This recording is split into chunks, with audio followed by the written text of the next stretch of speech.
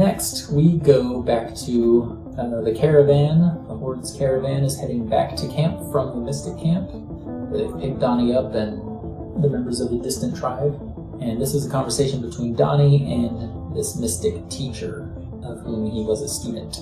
The Mystic is trying to understand how Donnie and his brother Hank could have such different understandings of this vision. And Donnie actually says that he can't refute the way that Hank interprets it.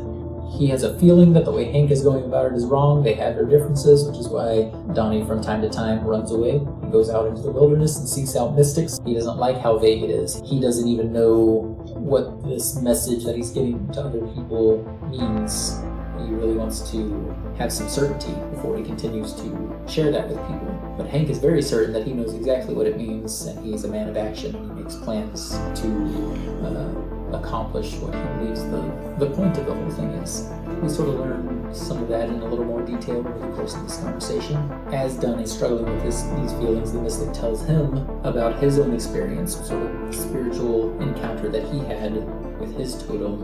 And we actually get to see the Mystic as a young man when he had this experience. Sort of an enlightening moment that changed his entire view of everything, what everything means and what's important. He speaks about these twins that appeared as an embodiment of this entity that is Ata-Atsu, and how when he looked in their eyes, he saw things as though he were, a higher consciousness himself. Once he had touched that, the only thing he knew to do was share it with other people. And he always knew that he was right, because he had that experience, until, he says, Donnie came to his camp. When Donnie showed up and he heard his message, he explains that he knew his point of view or his experience was true, but he also knew that what Donnie was saying was true, and he doesn't see how those two things can work together, how they can both be true at the same time. So he struggles with that. Donnie is trying to convince him that he should say the words to convert to the Horde and just promise that he's not going to talk about his sort of version of spirituality and what's important. He's not going to proselytize anymore. And if he does that, Hank won't execute him. He can keep believing his stuff. He can keep living his life.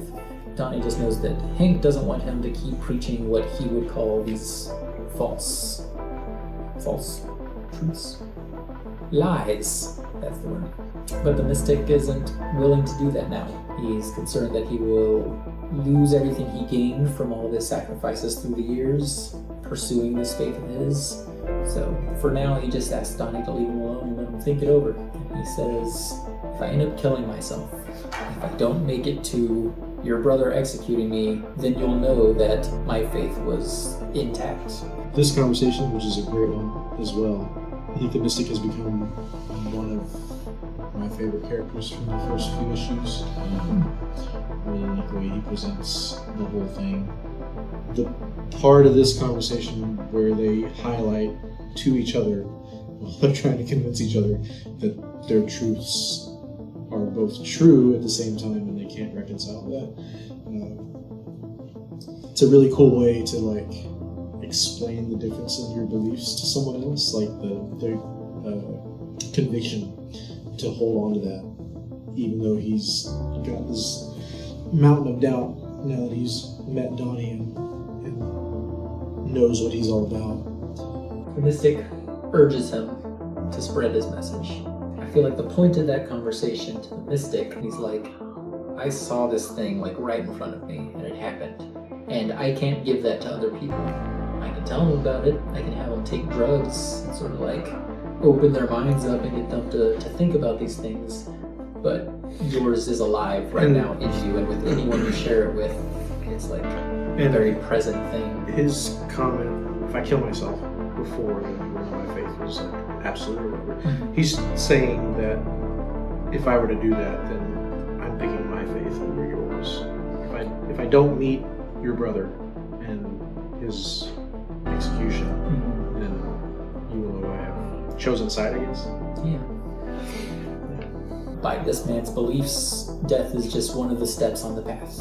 It's something everyone's got to come to, but that's not where it ends. So for him, it's not an admission of defeat to kill himself.